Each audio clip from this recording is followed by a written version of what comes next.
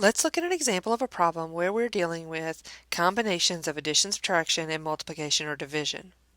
The first thing we need to do is write the problem out, and then we're going to solve the top and the bottom before we do the division. So the first thing we see is when we add the top together, we get 11.9641 on our calculator.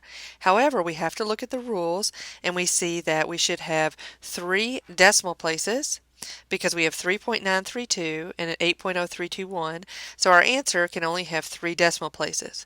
We don't want to round at this point, so we're just going to put a little line above the 4 to remind us that that's truly the last digit we'll be able to count as significant when we're doing the final steps of the calculation.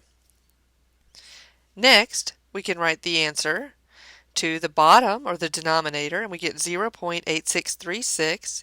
Again, we need to look at the numbers that went to solve for that and use the least number of decimal places, which is also 3 decimal places. So we put a little line above the 3. You can put above or below, just some way to indicate that that is the last digit we can count when we're looking at significant figures.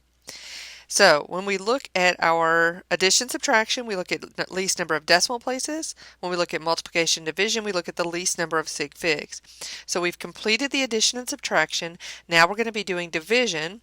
So we see that we have 5 significant figures in the numerator, the 11964. This last one does not count because it is after the one we marked that we knew was not significant. The last one that was significant was the 4. So we have 5 sig figs in the top number.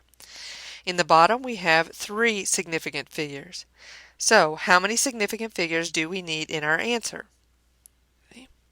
So if I do this in the calculator, we get a very long answer, which is actually rounded itself. I'm sure it would go on many more digits. So this is the calculator answer. That's not the answer we want to keep. Because this is a division, we're going to look at the least number of significant figures. We see we have 3 sig figs in the denominator, so our answer must also have 3 sig figs.